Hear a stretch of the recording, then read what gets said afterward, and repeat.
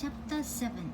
It is 800 miles from Canberra west to Adelaide, most of it along a lonely, half-forgotten road called the Sturt Highway.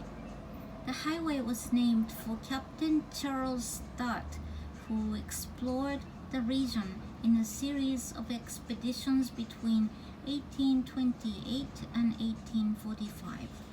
Apart from charting the languid course of the Murray River and its tributaries, Sturt's principal distinction was in being the first of the early explorers to show a measure of competence. He knew, for instance, to secure his horses at night.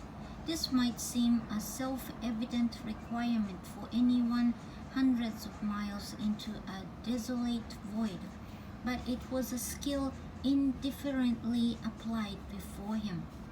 John Oxley, the leader of a slightly earlier expedition, failed to keep his horses tethered and woke up one morning to find them all gone.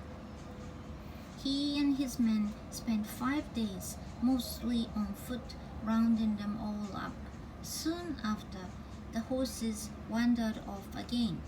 Nonetheless, Oxley is commemorated with a highway of his own in northern New South Wales. Australians are very generous in this respect. The Sturt Highway begins near Wagga Wagga, 100 miles or so west of Canberra, and crosses broad, flat, dust-brown sheep country known as the Riverina, an area of plains cut by the fidgety meandering of the Murrumbidgee River. It provides a perfect demonstration in 3 dimensions of how swiftly you can be in the middle of nowhere in Australia. 1 minute I was in a comely world of paddocks, meadows, and pale green hills, with little country towns scattered at reliably accommodating intervals, and the next I was alone in an almost featureless nowhere, a disk of brown earth under a dome of blue sky, with only an occasional gum interposed between the two. So such inhabitations as I passed through weren't really communities at all,